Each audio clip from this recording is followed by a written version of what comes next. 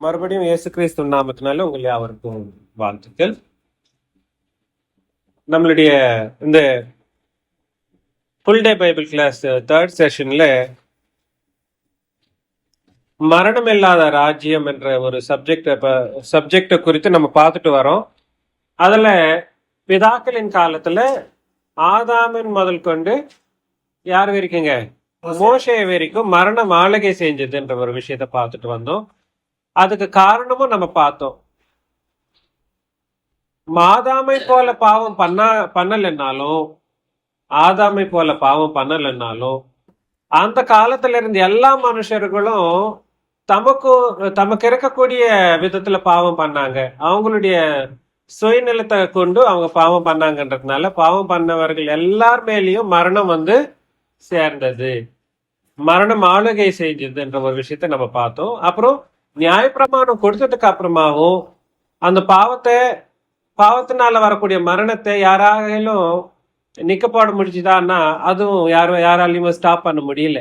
தயவு செஞ்சு அதை நம்ம பார்த்துட்டு வந்தோம். அது எது வரைக்கும் நடந்ததுன்னா சிலுவை வரைக்கும் நடந்ததுன்றத ரோமர் 5ஆம் அதிகாரத்துல 12 நம்ம பார்த்துட்டு வந்தோம் இல்லைங்களா, லாஸ்ட் வரைக்கும்.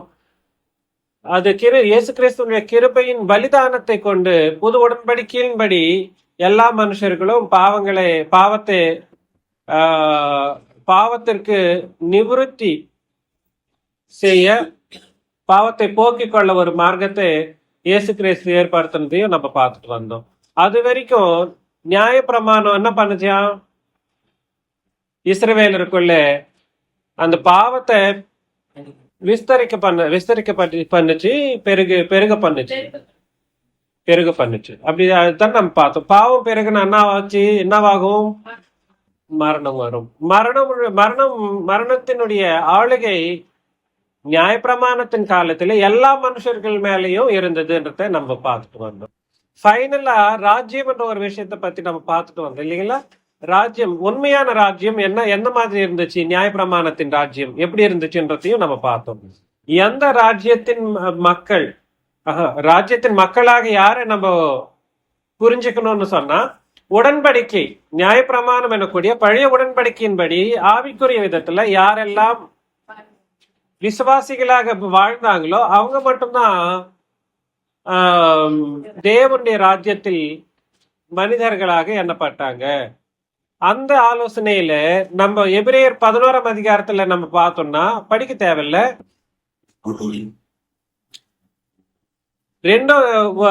பிதாக்களின் காலகட்டத்தில இருந்த அந்த காலகட்டத்தில இருந்த மனுஷர்களும் நியாயப்பிரமாணத்தின் காலகட்டத்தில இருந்த அந்த மனுஷர்களும் சேர்த்து ஒரு லிஸ்ட் போடுறாங்க. ஏபேல்ல இருந்து ஸ்டார்ட் பண்றாங்க.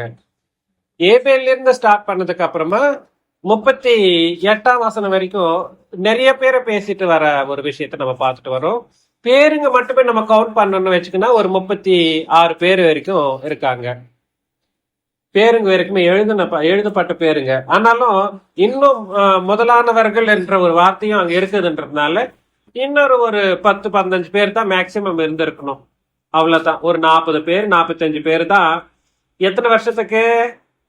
5000 வருஷத்திற்கு, 5000 வருஷ காலகட்டத்துக்கு எத்தனை பேர் நீதிமான்களாக என்ன பண்ணாங்கன்னு ஒரு 50 பேர் வச்சுக்கோங்களேன். ஃபார் எக்ஸாம்பிள் 5000 டிவைடட் பை 50, 500 வருஷத்துக்கு ஒருத்தர் நீதிமான்களாக எண்ணப்பட்டாங்கன்றத நம்ம பார்த்துட்டு வரோம். எத்தனை வருஷத்துக்கு? 50 வருஷத்துக்கு, 500 வருஷத்துக்கா? 50 இயர்ஸ்க்கு ஒரு நீதிமான் உலகத்துல இருந்தாங்கன்ற மாதிரி நம்ம பார்த்துட்டு வந்தோம். அதுக்கு காரணம் அந்த மரணத்தை ஜெயிக்கக்கூடிய சக்தி நியாய பிரமாணத்துக்கு இல்லை. எதை ஜெயிக்கக்கூடிய சக்தி? இன்னொரு வாட்டி சொல்றேன். மரணம் என்ன? மரணம் ஒரு மனுஷனுக்கு எப்படி சம்பவிக்கிறதுன்றத நம்ம ஒரு வாட்டி திருப்பியும் ஒரு ஆலோசனை பண்ணி திருப்பி நம்ம பார்க்கலாம். பாவம் பண்றதுனால மரணம் வருது, வருதுன்றத நம்ம பார்த்துட்டு வந்துட்டு தான் இருக்கிறோம். ஆனா எப்படி அது சம்பவிக்குதுன்றதையும் நம்ம பார்க்கிறோம். மனுஷன்றவன் 3 பாகத்துல இருக்கிறான். என்னன்னது? ஆவி, ஆத்மா சரீரம். நீங்க வசனங்க பார்த்துட்டே வந்தீங்க. ஆதியாகமம் 2ஆம் அதிகாரம் 7-8 வசனங்களும், அப்புறம் அப்போஸ்தலர் நடபடிகள் 17ஆம் அதிகாரம் 25ஆம் வசனமும், அப்புறம் 1 தெசலோனிக்கேயர் 5:23ஆம் வசனமும், அப்புறம் வெளிப்படுத்தின விசேஷத்துல 11ஆம் அதிகாரத்துல கூட ஜீவ ஆத்துமா அந்த ஒரு வார்த்தையை நம்ம பார்ப்போம். நிறைய இன்னும் பழைய உடன்படிக்கையில கூட நிறைய இடத்துங்கள்ல மனுஷன தேவனானவர் தன்னுடைய ஆவியிலிருந்து பரலோகத்திலிருந்து ஜீவ ஆத்மாவை தாயின் கருவிலே பிரவேசிக்க பண்றத நம்ம பார்த்துட்டே வருவோம். புரியுதுங்களா நான் சொன்னது? அன்னைக்கும் நம்ம போன மந்த் நம்ம பார்த்தோம். சோ இந்த மாதிரி மனுஷன் ஆவி ஆத்மா சரீரம் இல்ல, ஆவி ஜீவன் சரீரம் ஒன்னேதான், வேற வேற கிடையாது. எப்ப மனுஷன் பாவம் பண்றானோ அந்த பாவம் பண்றதுனால அந்த மனுஷனுடைய ஆவியில் இருக்கக்கூடிய ஜீவனை தேவனானவர் எடுத்து போடுறார், வேறுபாடு பண்ணிடுறார். எபேசியர்ல 4ஆம் அதிகாரம் 18ஆம் வசனம், எபேசியர் 4ஆம் அதிகாரம் 18ஆம் வசனத்துல அவராலே சரீரம் முழுவதும் அதற்கு உதவியாக இருக்கிற சகல பிரபுத்தினாலும் 4:18 அவர்கள் புத்தியில் அந்தகாரப்பட்டு தங்கள் இருதய கடினத்தினால் தங்களில் இருக்கும் அறியாமையினாலே தேவனுடைய ஜீவனுக்கு அந்நியராய் எப்போ மனுஷனுடைய புத்தி அந்தகாரப்பட்டு இருதயத்தின் கடினத்தினாலே பாவம் பண்றாங்களோ தேவனாலே பெறக்கூடிய அந்த ஜீவனை அந்த மனுஷர்கள் என்ன பண்ணிடுறாங்க? ஜீவனுக்கு அந்நியர்களாக எண்ணப்படுவாங்க. அப்போ ஜீவனை தேவனானவர் என்ன பண்ணிடுறாரு? எடுத்துடுறாரு. அப்போ எத்தனை பாகம் மனுஷன் இருப்பா? 2 பாகம் மட்டும்தான். என்னென்ன இருக்கும்? சரீரம் இருக்கும், ஆவி இருக்கும். இருக்காதது என்ன? ஜீவன். அததான் மரணம், ஆவிக்குரிய மரணம். இதுதான் மரணம்னு சொல்லுவாங்க. தயவு செஞ்சு இதுக்கு என்ன பேரு சொல்றாங்க சொல்லுங்க?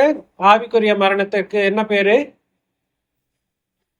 முதலாம் மரணம். என்ன மரணம்? முதலாம் மரணம். முதலாம் மரணம்னு சொன்னா ஆவியிலே ஜீவனை எடுத்து போடுறப்போ சம்பவிக்கக்கூடிய ஒரு காரியத்தை தான் முதலாம் மரணம்னு சொல்றாங்க. தயவு செஞ்சு புரிஞ்சுக்குங்க. ஆவிய சரீரத்திலிருந்து எடுத்து போறது, சரீரத்தை எடுத்து போயிட்டு சமாதி பண்றது, இது முதலாம் மரணம் கிடையாது. எல்லாரும் அதுதான் முதலாம் மரணம்னு சொல்லுவாங்க. அது முதலாம் மரணமே கிடையாது, அது நித்திரை. என்ன சொல்லுங்க? நித்திரை. நித்திரைக்கும் மரணத்திற்கும் இல்ல முதலாம் மரணத்திற்கும் வித்தியாசம் தெரியாத உபதேசகர்கள் இன்னைக்கு நிறைய பேர் இருக்காங்க. இயேசு கிறிஸ்து நித்திரையை அகற்று போடல, நித்திரைக்காக அவர் சிலுவையில அறையப்படல. தயவு செஞ்சு இந்த விஷயத்தை நீங்க புரிஞ்சுக்கணும். நித்திரைக்காக அறையப்படல. 2 தீமோத்தி 1ஆம் அதிகாரம் 10-11. 2 தீமோத்தி 1ஆம் அதிகாரம் கரெக்ட் தான். நம்முடைய இரட்சகராக இயேசு கிறிஸ்து பிரசன்னமானதினாலே அந்த கிருபை இப்பொழுது வெளிப்படுத்தப்பட்டது. அவர் மரணத்தை பரிகரித்து நீ 9-10 கூட படிப்பா. அவர் நம்முடைய கிரிகளின்படி நம்மை ரட்சிக்காமல் தம்முடைய தீர்மானம், அது முன்குறிக்கப்பட்ட தீர்மானம், சில உலகம் தோற்றத்துக்கு முன்பாகவே ஏற்படுத்தப்பட்ட தீர்மானத்தின்படி. நான் சொன்னேன் இல்லைங்களா, அந்த பழைய உடன்படிக்கையில யாரெல்லாம் நீதிமான்களா இருக்க போறாங்கன்றதெல்லாம் கூட முன்னாலே டிசைட் பண்ணப்பட்டது. These are all were set up, previous setup actually that has been predestined before the creation of the world. ஆதிகாலம் முதல் கிறிஸ்து இயேசுவுக்குள் நமக்கு அருளப்பட்ட கிருபையின்படியையும் நம்மை ரட்சித்து பரிசுத்த அழைப்பினாலே அழைத்தார். நம்முடைய இரட்சகராகிய இயேசு கிறிஸ்து பிரசன்னமானதினாலே அந்த கிருபை இப்பொழுது வெளிப்படுத்தப்பட்டது. அந்த கிருபை இப்பொழுது ஆதிகாலம் முதல்ல இருந்து புரியுதுங்களா? இந்த ஆதி காலமும் நம்மளுக்கு அது சரியான முறையில புரியணும். ஆதி காலம்ன்றது புது உடன்படிக்கையின் ஆதி காலம். இந்த ஆதி காலம் புது உடன்படிக்கையின் ஆதி காலம். இந்த ஆதி காலத்தின்படி மனுஷர்கள் ரட்சிக்கப்பட போகிற ஒரு விதானம் எப்ப டிசைட் பண்ணப்பட்டது? உலகம் தோற்றத்துக்கு முன்பாகவே டிசைட் பண்ணப்பட்டது. படிங்க. நம்மை ரட்சித்து பரிசுத்த அழைப்பினாலே அழைத்தார். நம்மை ரட்சித்து பரிசுத்த அழைப்பினாலே அழைத்தார். நம்முடைய ரட்சகராகிய இயேசு கிறிஸ்து பிரசன்னமானதினாலே அந்த கிருபை இப்பொழுது வெளிப்படுத்தப்பட்டது. அவர் மரணத்தை பரிகரித்து. எதை பரிகரித்து? மரணத்தை. என்னது மரணம்னா என்ன நினைச்சிட்டு இருக்கீங்க? பாவத்தினாலே வரக்கூடிய மரணத்தை பரிகரித்து. சரீரத்தின் மரணத்தை பரிகரிக்கிறது கிடையாது. நான் ஏன் அதை சொல்றேன்? நெக்ஸ்ட் ஆன்சர் அவரே கொடுக்கிறாரு, படிங்க. மரணத்தை பரிகரித்து ஜீவனையும் அழியாமையும் சுவிசேஷத்தினாலே வெளியரங்கமாக்கினார். அது ஜீவனையும் அழியாமையும். ஜீவனா எந்த ஜீவனை நீங்க நீங்க இழந்து, எந்த ஜீவனை பாவம் பண்றதுனால எழுந்து மரித்திருந்தமோ அந்த மரணத்தையும் பரிகரித்தாராம். அவருடைய சுவிசேஷத்துல இதோ உனக்காக நான் ஏன் சிலுவையில் நான் மரித்தேன், என்னுடைய ரத்தத்தை சிந்தி என் உடன்படிக்கையே உனக்காக ஏற்படுத்தி வச்சிருக்கிறேன், என் மேல நீ விசுவாசம் வச்சிருந்தா என்னுடைய ஜீவனை உனக்குள்ள நான் தரேன். ஒரு வாட்டி உன் மரணத்தை நீ பரிகரித்து என் ஜீவனை நீ பெற்றுக்கொண்டனா உனக்கு அழியாம வந்துடும். அழியாம வருதுன்னா அர்த்தம் இனிமே யாராலையுமே அந்த அழியாமையே அபகரிக்கவே முடியாது, நீ பரலோகம் தான் போவ என்ற ஒரு முக்கியமான விஷயத்தை எங்க வச்சாராம்? சுவிசேஷத்துல வச்சிருப்பார். அந்த மாதிரி யாராவது சுவிசேஷம் பண்ணிட்டு இருக்காங்களா இன்னைக்கு? இந்த விஷயமே தெரியாது, இந்த விஷயமே தெரியாது. அதனால எப்போ இயேசு கிறிஸ்துவனுடைய சிலுவையில தன்னுடைய ரத்தத்தை சிந்தி அந்த ரத்தத்திற்கான உடன்படிக்கையை உண்டு பண்ணி அந்த ரத்தத்தினாலே ராஜ்யத்தை உருவாக்கினார். பாத்தீங்களா? ரத்தத்தினாலே உடன்படிக்கையை உண்டு பண்ணார், ரத்தத்தினாலே ராஜ்யத்தையும் உண்டு பண்ணினார். இந்த விஷயம் புரிஞ்சுக்கணும். என்னன்னது? ரத்தத்தினாலே உடன்படிக்கை, ரத்தத்தினாலே தன்னுடைய சுய ரத்தத்தினாலே சபை, ராஜ்யம் ஒண்ணுதான். சபையும் ராஜ்யம். வசனங்க உங்களுக்கு தெரிஞ்ச வசனம் தான். வெளிப்படுத்தின விசேஷம் 1ஆம் அதிகாரம் 6ஆம் வசனம்.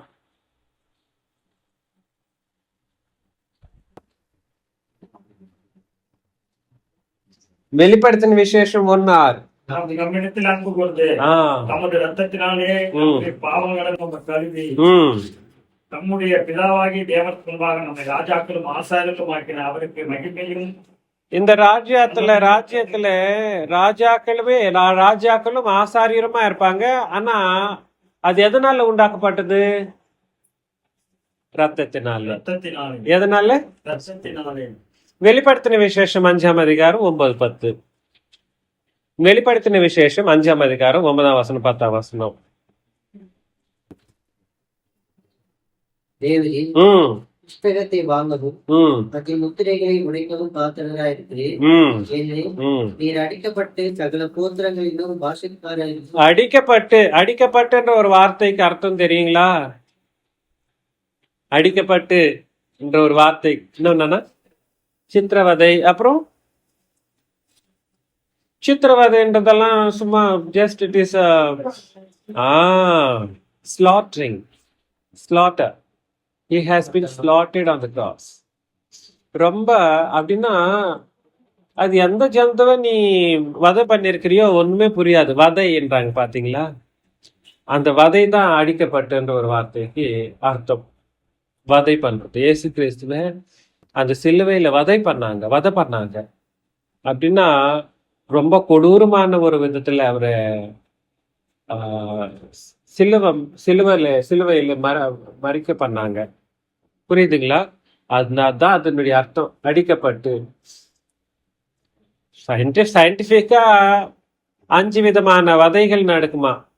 அந்த 5 விதமான வதைகளும் இயேசு கிறிஸ்துவ தான். உலகத்துல எல்லா வதைகள்லயும் 5 வதைகள் ஒரே ஒரு மனுஷன் தான், இயேசு கிறிஸ்தன் கூட மனுஷன் மட்டும்தான் 5 விதமான வதையும் அனுபவித்தாரா. வேற யாருமே இது வரைக்கும் அனுபவிக்கலையா?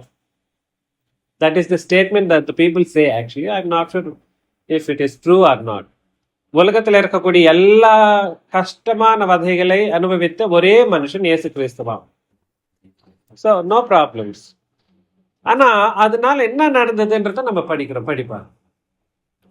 அடிக்கப்பட்டு பாத்திரராயிருக்கிறீர். ம் நீங்கள் அடிக்கப்பட்டு ம் சகல கோத்திரங்களிலும் பாஷைக்காரர்களிலும் ம் ஜனங்களிலும் ஜாதிகளிலும் இருந்து எங்களை தேவனுக்கென்று உங்களுடைய இரத்தத்தினாலே மீட்டுக் கொண்டு தேவனுக்கென்று உம்முடைய ரத்தத்தினாலே மீட்டு கொண்டு நீங்கள் தேவனுக்கு முன்பாக எங்களை ராஜாக்களும் ஆசாரிகளும் ஆக்கினீர். நாங்கள் ராஜாக்களும் இல்ல ராஜ்யமாக நம்மளை எல்லாரும் மாத்துறார். எதனாலன்னா ரத்தத்தினால. எதனால இந்த ராஜ்யம் இருக்கே, புது உடன்படிக்கையின் ராஜ்யம். இந்த ராஜ்யம் வேற. இந்த ராஜ்யத்துல இருக்கிற அந்த மனுஷர்களுக்கு என்ன இல்லைன்னா மரணம் இல்லை, அழிவு இல்லை. என்ன இல்லை? அழிவே இல்லை. அதனால புது உடன்படிக்கையின் ராஜ்யத்திற்கு என்ன பேருன்னா மரணமே இல்லாத ஒரு ராஜ்யம். அதுக்கு முன்னாடி எல்லா பழைய உடன்படிக்கையா இருக்கட்டும், பிதாக்களின் காலத்துல இருக்கக்கூடிய ராஜ்யங்களா இருக்கட்டும், எந்த ராஜ்யத்திலையும் எல்லா மனுஷர்களையும் மரணம் ஆளுகை செய்தது. மரணத்தினாலே சாத்தானும் ஆளுகை செஞ்சான். சாத்தானுடைய ராஜ்யம், மரணத்தின் ராஜ்யம் 5000 வருஷமா நடந்துட்டு வந்தது. ஒரே தரம் இயேசு கிறிஸ்துவனுடைய சிலுவையினாலே, அவருடைய ரத்தத்தினாலே பண்ணப்பட்ட அந்த சபையில யாரெல்லாம் இருக்காங்களோ அவங்களுக்கு அழிவே கிடையாது. ஏன்னா அந்த அழிவு எதனால வருது? அழிவில்லாமை ஜீவனால வருது. ஜீவனை பெற்றுக்கொண்டா என்ன வந்துடும்? அழிவில்லாமை வந்துடும். அதுக்கு என்ன நடக்கணும்? முதல்ல மரணம் என்றது பரிகரிக்க பண்ணப்படணும். மரணம் அதுதான் இயேசு கிறிஸ்து சிலுவையில பண்ணார். ஜீவனை கொடுக்கக்கூடிய ஒரு சக்தி வெறும் புது உடன்படிக்கைக்கு மட்டும்தான் இருக்கு. என்ன சொல்லுங்க? ஜீவனை கொடுக்கக்கூடிய சக்தி புது உடன்படிக்கையில மட்டும்தான் இருக்கே தவிர 66 புஸ்தகங்கள்ல எழுதப்படல. இல்ல அந்த மாதிரி ஒரு உடன்படிக்கையே இல்லை. நியாயப்பிரமாணம் ஜீவனையே கொடுக்காது.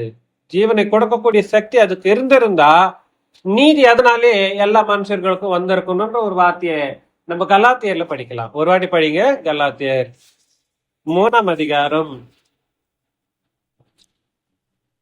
20ஆம் வசனம். 19, 20 கூட படிக்கலாம். 20ஆம் வசனமே படி.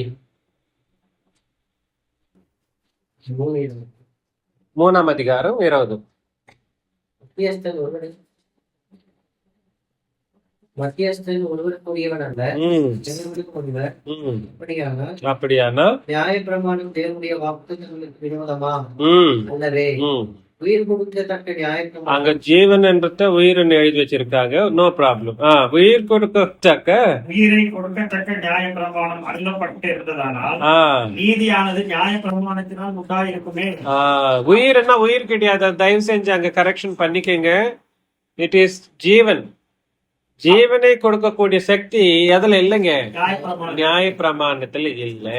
அப்படி இராதபடியா இயேசு கிறிஸ்துவை மற்றும் விசுவாசத்தினாலே பலிக்கிற வாக்கு தத்தம் விசுவாசம் உள்ளவர்களுக்கு அளிக்கப்படும்படி வேதம் எல்லாரையும் ஏகமாய் பாவத்தின் கீழ் அடைத்து பாத்தீங்களா? அதனால பாவத்தினாலே ஜீவன் வெளிப்படுத்தப்படுது, மனுஷனிலிருந்து வேறுபடுத்தப்படுது. அந்த பாவத்தினால வேறுபடுத்தப்படுறப்போ நியாயப்பிரமாணம் பாவத்திலே மனுஷர்கள் எல்லாரையும் என்ன பண்ணிருந்துச்சு? அடைச்சு வச்சிருந்தது. அதனால அந்த காலத்துல இருந்து எல்லா மனுஷர்களும் ஜீவனை பெறக்கூடிய ஒரு சக்தி இல்லாததுனால, இன்ஃபேக்ட் யாரெல்லாம் நீதிமான்களாக தீர்க்கப்பட்டிருக்கிறாங்களோ அவங்களுக்கும் அந்த ஜீவன் இன்னைக்கும் அழிக்கப்பட முடியல. அது என்னைக்கு அவங்கள பிரவேசிக்கணும்னா நம்ம பரலோகத்துக்கு போறப்போ அவங்களுக்கு அனுப்பப்பட்டதுக்கு அப்புறமா அவங்க பரலோகத்துல சேருவாங்க. நம்ம போனதுக்கு அப்புறமா அவங்க வருவாங்க. ரூல் இது. ரோமர் 8ஆம் அதிகாரம் 1-2 வசனங்களை பார்க்கலாம். ரோமர் 8ஆம் அதிகாரம் 1-2.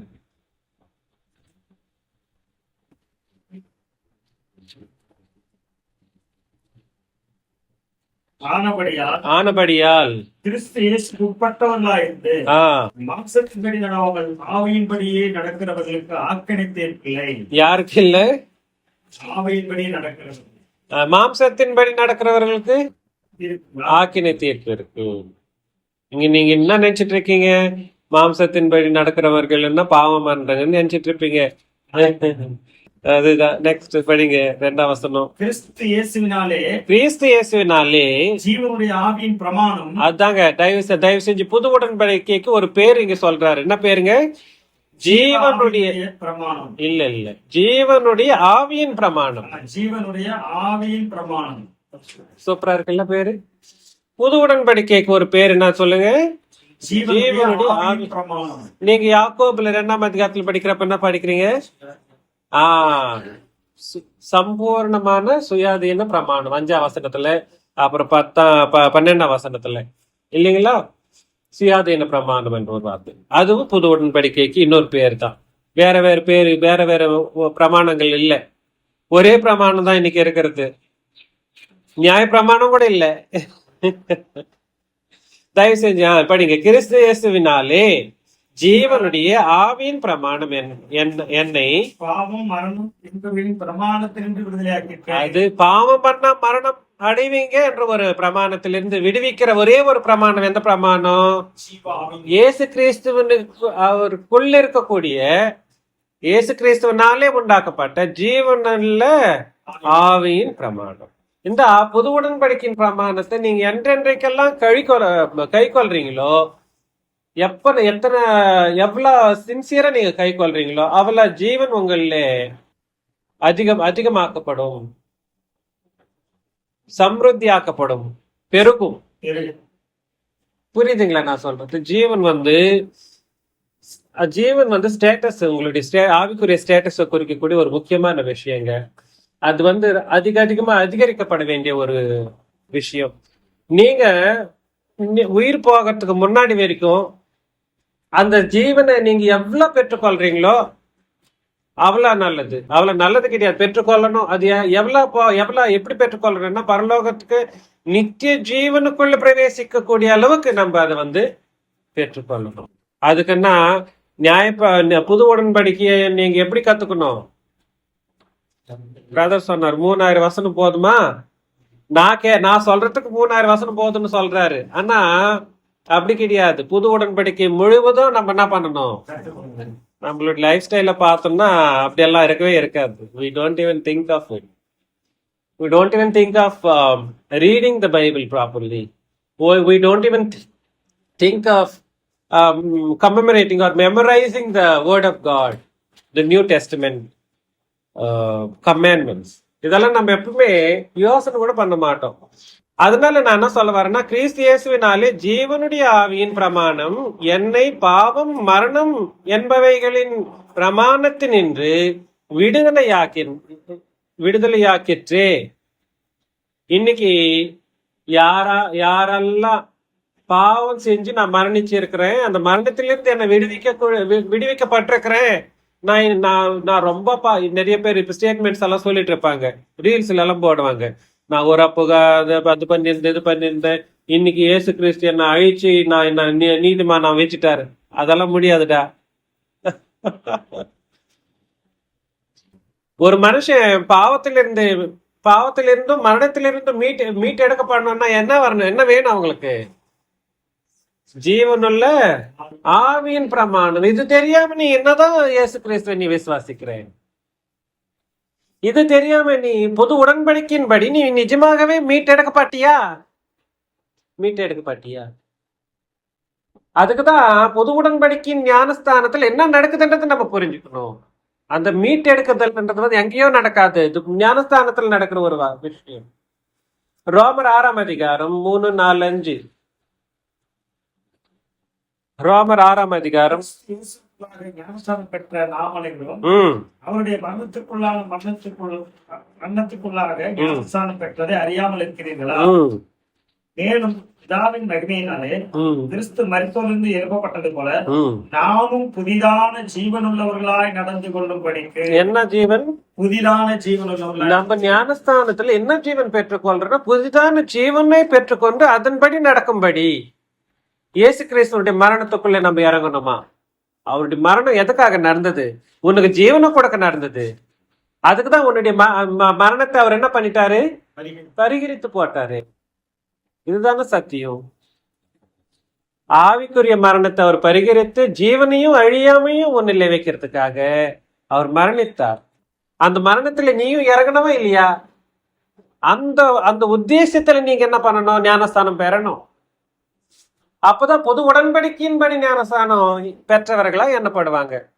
இன்னைக்கு என்னதான் சுவிசேஷம் சொல்றாங்க, ஜீவனை பத்தி தெரியவும் தெரியாது, மனுஷனுடைய ஆவிக்குரிய ஒரு ஸ்டேட்டஸ் என்னன்னே தெரியாது.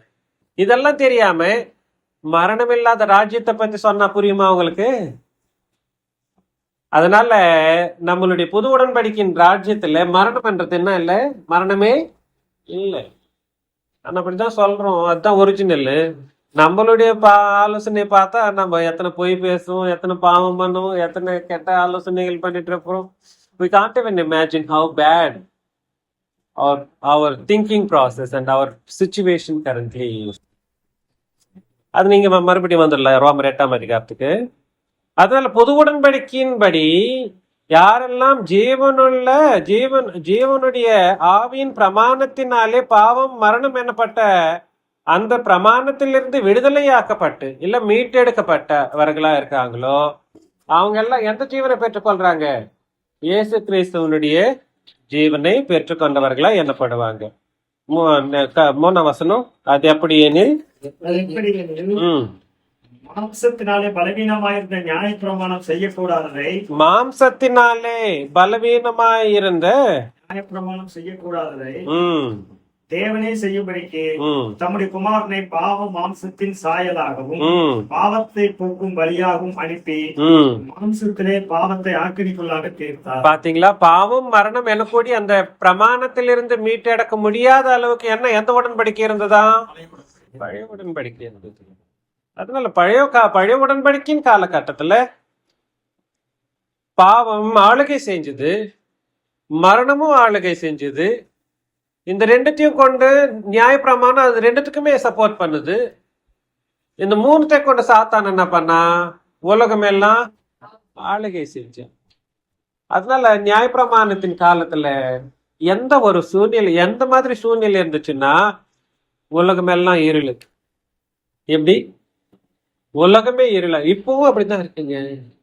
நீங்க எப்பயாவது பாக்குறப்போ ஒரு மனுஷனை பாக்குறீங்க, என்னதான் பாக்குறீங்க? நீங்க என்ன உங்க கண்ணுல என்ன பாக்குறீங்க? அப்ப புரியுதா உங்களுக்கு என்ன பாக்குறீங்க? நம்ம எங்க நடந்துட்டு இருக்கிறோம்? மயானத்துல நம்ம நடந்துட்டு இருக்கிறோம். இந்த உலகம் முழுவதும் எப்படி இருக்குங்க? மயானம் தான். எல்லாமே இப்ப பெண்களா தான் நடந்துட்டு இருக்காங்க. we don't see in that way. நம்ம அப்படி பாக்கல. வீடு வாங்கிட்டாரு, அவர் வீடு, இவரு கோல்டு வாங்கிட்டாரு, நல்லா இருக்கிறாரு. தயவு செஞ்சு உலகம் இப்போதைக்கு 7000 வருஷம் ஆயிருச்சு. புது உடன்படிக்கை வந்து 2000 வருஷம் ஆயிருச்சு. அந்த 1ஆம் நூற்றாண்டு காலம் இருந்துச்சு, அப்ப மட்டும்தான் அந்த வெளிச்சம் இருந்தது. அதுக்கப்புறம் 2000 வருஷத்துக்கு அப்புறமா, அந்த 120 வருஷத்துக்கு அப்புறமா புது உடன்படிக்கை உபதேசம் பண்ற உபதேசகர்கள் இல்லாம போயிட்டாங்க. அந்த மரணம் இல்லாத ராஜ்யத்துக்கு அழிவு இல்லை. ஆனாலும் என்னாச்சு? அது வரைக்குமே முடிஞ்சு பட்டு இப்போ நம்மளால அந்த புது உடன்படிக்கையின் மரணமில்லாத ராஜ்யம் மறுபடியும் உதறிக்கப்பட்டது. தயவு செஞ்சு புரிஞ்சுக்கோங்க. நம்ம எவ்வளோ லக்கியஸ்ட் பீப்புளை நம்ம புரிஞ்சுக்கணும். we are not just normal people. நம்மளுடைய பார்வை உலகத்தை பார்க்குறப்ப எப்படி பார்க்கணும்? எல்லாரும் செத்து போய் நடந்துட்டு இருக்காங்க. dead people who are walking around. அவங்க என்ன இல்லை, ஜீவன் இல்லை. அதுக்கு காரணம் அவங்க செஞ்ச பாவங்கள். அவங்களுக்கு என்ன தேவை? ஜீவன் தேவை. அந்த ஜீவனே ஒளி. அது இயேசு கிறிஸ்துவுடைய மகிமை. இன்னொரு வார்த்தை சொல்லட்டுங்களா? நம்ம பிறக்கிறப்போ பிதாவாகிய தேவன் ஜீவனையும் சுவாசத்தையும் கொடுக்குறாரு. நம்ம இப்போ டீனேஜுக்கு வந்ததுக்கு அப்புறம் பாவம் பண்றோம் இல்லைங்களா? அந்த பாவத்துல அந்த ஜீவனை, தேவன் கொடுத்த ஜீவனை நம்ம போக்கிக் கொள்றோம். அதுக்கப்புறமா தேவன் கொடுக்கறதுக்கு அவருக்கு முடியாது. அவர் கொடுக்கவே அது பிளான் கிடையாது, அது செட்டப் கிடையாது. இப்ப ஜீவாதிபதி யார் சொல்லுங்க?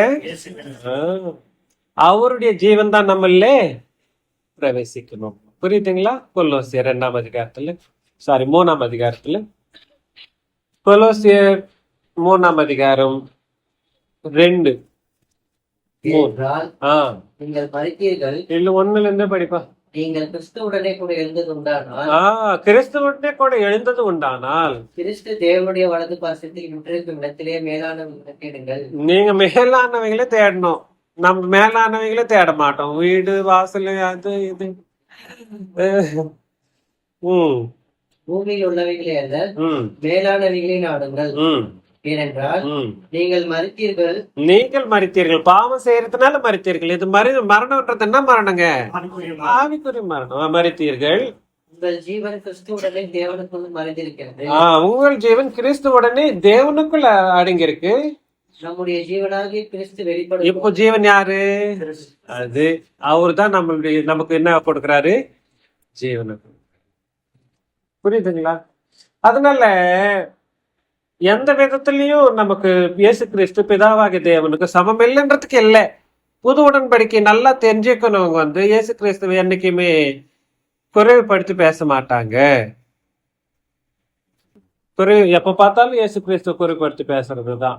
அதுக்கு காரணம் என்னன்னா, உடன்படிக்கை என்னன்னு தெரியாம போறது. அந்த உடன்படிக்கையில் என்ன, நாங்களும் புது உடன்படிக்கை நீடுறாங்க இன்னைக்கு எல்லாருமே நம்ம சொன்னதுனால. அதுதான் நாங்களும் பண்றோன்னுவாங்க. திருப்பி இயேசு கிறிஸ்துவை எப்படி பண்ணுவாங்க? திருப்பி இயேசு கிறிஸ்துவ சிலுவையில் ஏத்துறாங்க. திருப்பி அவருக்கு எப்ப பார்த்தாலும் குறைச்சி பேசிட்டே இருப்பாங்க, குறைச்சி பேசுவாங்க. ரொம்ப தப்பான உபதேசங்களை செஞ்சுட்டு இருப்பாங்க. அதனால தயவு செஞ்சு இங்க வந்துடலாம். இன்னொரு வாட்டி ரோமர் 8ஆம் அதிகாரம் 3ஆம் வசனத்துல,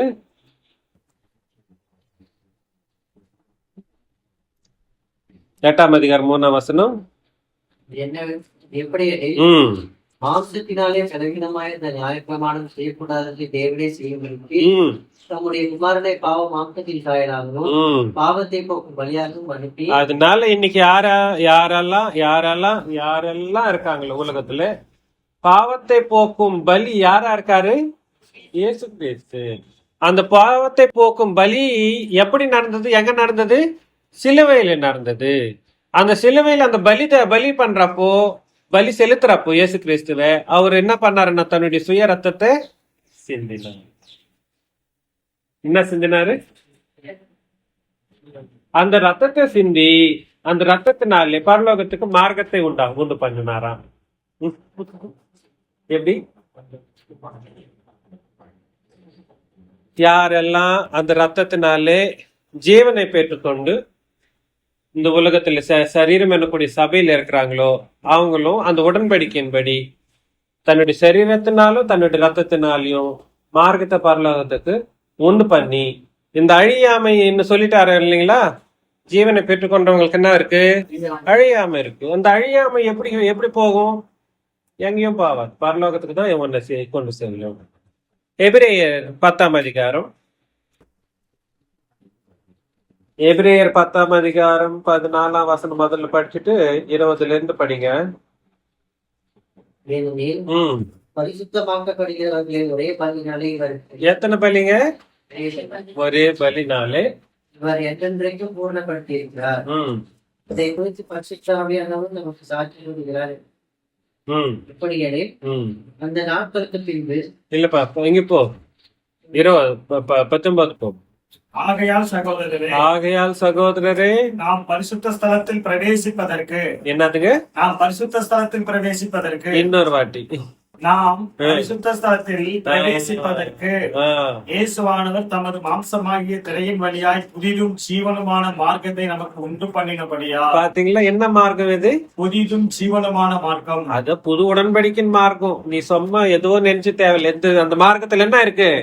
ஜீவன் இருக்கு. புதிதும் ஜீவனுமான. அப்பா, அந்த ஜீவன் எங்க இருக்கோங்க? அங்க அழியாம இல்ல, மரணம் இல்ல. அதனால்தான் புது உடன்படிக்கையின் ராஜ்யத்தின் பேரு என்ன பேரு? மரணமே இல்லாத ஜீவன் இருக்கக்கூடிய ராஜ்யத்துல மரணத்திற்கு இடமே கிடையாது. என்ன இல்ல? இந்த மார்க்கத்துல நம்ம பிரவேசிச்சு நடக்கிறோம்னு சொல்றப்போ எங்க போகுது? நேரா அப்படி படிங்க. அந்த மார்க்கத்தின் வழியாய் பிரவேசிப்பதற்கு அவருடைய ரத்தத்தினாலே நமக்கு தைரியம் உண்டா இருக்கிற எதனாலே? ரத்தத்தினாலே. அதாங்க. என்னங்க ரத்தம்னாக்கா என்னதுன்னு நினைச்சிட்டு இருக்கீங்க? அங்க எது ரெட் லிக்விட் ஊத்தி வச்சிருக்காங்களா? எருசலேம்ல இல்ல நாசரேத்துல எங்கேயாவது இருக்குங்களா இப்போ? There is nowhere you can find it today. It has been happened 2000 years ago. Do you still think it is somewhere there or somewhere here? Can you ever, can anybody able to bring from heaven or something? யாராலையுமே முடியவே முடியாது. But how does it happen? அந்த ரத்தம் எங்க இருக்கு இன்னைக்கு? ரத்தம் எங்க இருக்கு? அது புது உடன்படிக்கை. அந்த ரத்தம் வேற என்ன நினைச்சிட்டு இருக்கீங்க? ரத்தம்னு சொன்னா வெறும் அந்த ரெட் கலர்ல ஏதாவது ஊத்தி ஒண்ணு கழுவுறாரா? அது மாதிரி எல்லாம் ஒண்ணு இல்ல. There is nothing that would happen in the way. தைரியம் உண்டாயிருக்கிறபடினாலும் வீட்டின் அதிகாரியான மகா ஆசாரியர் நமக்கு ஒருவர் இருக்கிறபடினாலும் துர்மனசாட்சி நீங்க தெளிக்கப்பட்ட எந்தேன் உள்ளவர்களாயும் சுத்த ஜலத்தால் கழுவப்பட்ட சரீரம் உள்ளவர்களாயும் உண்மையில எதிர்த்தோடு விசுவாசத்தின் பூர்ண நிச்சயத்தோடும் சேர கடவுள். எங்க சேருவோம்? பரிசுத்த ஸ்தலத்திலே சேர கடவுள். அதுல பரலோகம் போகணும்னு சொன்னா மரணமில்லாத ராஜ்யத்துல இருந்து ஆகணும். வேற வழியே இல்ல. வேற இன்னும் there is no other way that you can get into heaven. தயவு செஞ்சு புரியுதுங்களா நான் சொல்றது? வேற எந்த மார்க்கமே இல்ல பரலோகம் போகணும்னா. அவருடைய ரத்தம் என்னக்கூடிய சரீரம் என்னக்கூடிய திரை மாம்சம் எழுதி வச்சிருக்கு. மாம்சம், சரீரம், தேகம் ஒன்னேதான்.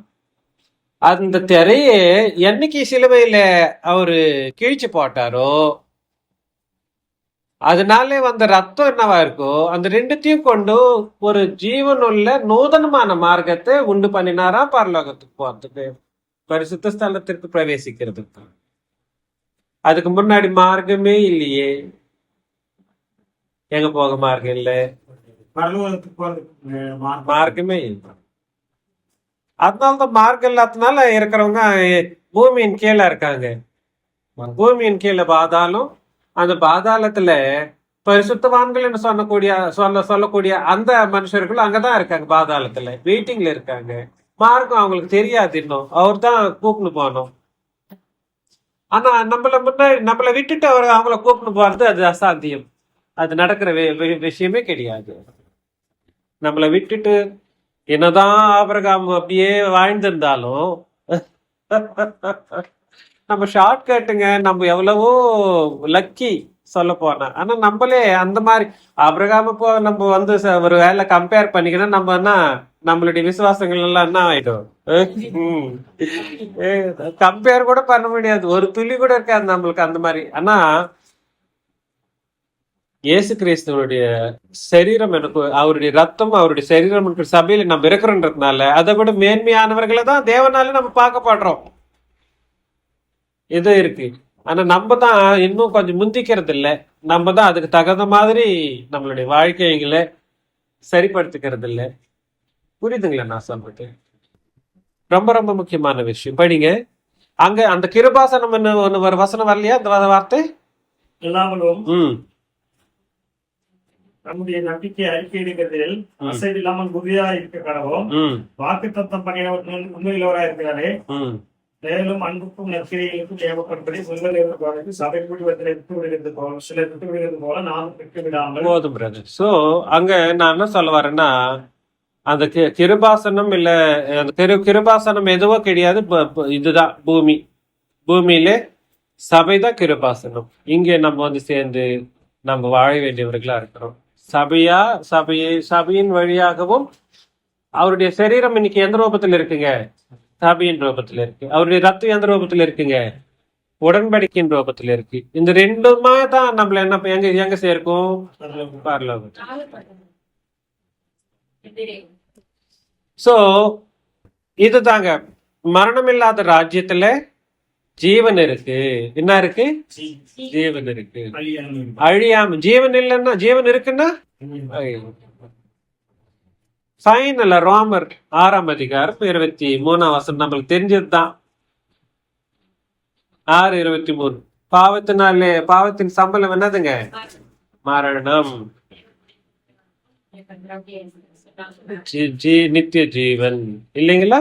பாவத்தினால என்ன வருது? மரணம். அப்புறம் நீர் இயேசு கிறிஸ்து நீர் இயேசுவினால நமக்கு என்ன இருக்கு? நித்திய ஜீவன். பாவத்துல இருந்தா மரணம், நித்திய ஜீவன். மரணம், நித்திய ஜீவன். இந்த வார்த்தைகளுக்கு நீங்க அர்த்தம் புரியுதுங்களா? இப்பன்னா மரணம் என்றது எதுக்காக அழியணும்? இப்போ பாவம் செஞ்சா வர்ற மரணத்துக்காக அழியணும் தவிர சரீரத்துல வர்ற நித்திரைக்காக வீந்து அப்படியே மண்ணு தள்ளி தலைமையில கொட்டிக்கின்னு அப்படி பண்ணிக்கின்னு those are the kind of behaviors that we would get to see. அந்த மாதிரி என்ன பண்ணுவாங்க சரீரத்துல வர்ற நித்திரைக்காக. அதுக்காக கிடையாதுங்க. எதுக்காக அழணும்? முதலாம் மரணத்திற்காக அழுவணும். இரண்டாம் மரணம் என்ன சொல்லுங்க? நரகம். ஞானஸ்தானத்தை என்ன சொல்றோம்? முதலாம் உயிர்த்தி எழுதல். இரண்டாம் உயிர்த்தி எழுதல் எப்போ?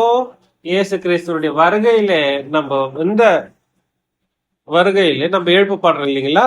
அதுதான் இரண்டாம் உயிர்த்தி எழுதல். முதலாம் மரணம், முதலாம் மரணத்திற்கு என்ன வேணும்? முதலாம் உயிர்த்தி எழுதல் வேணும். அது என்னது? ஞானஸ்தானம். இரண்டாம் மரணம் அது என்னது?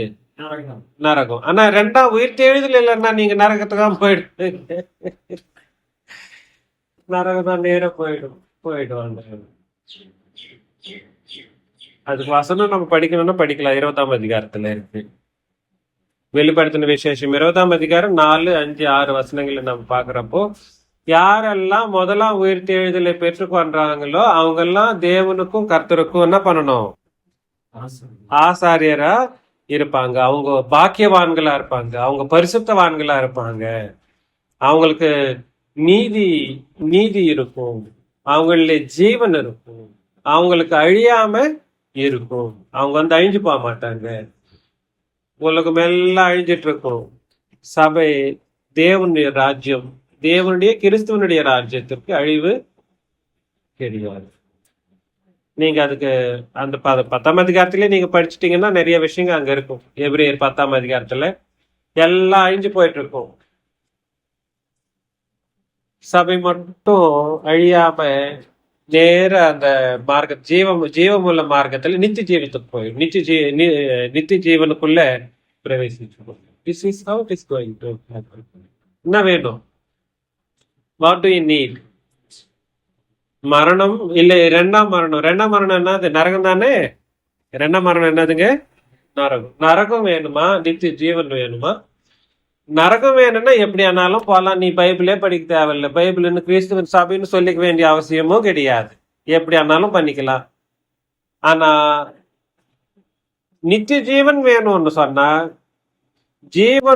ஜீவனுடைய ஆவியின் பிரமாணத்தின்படி மாத்திரமே வாழணும்.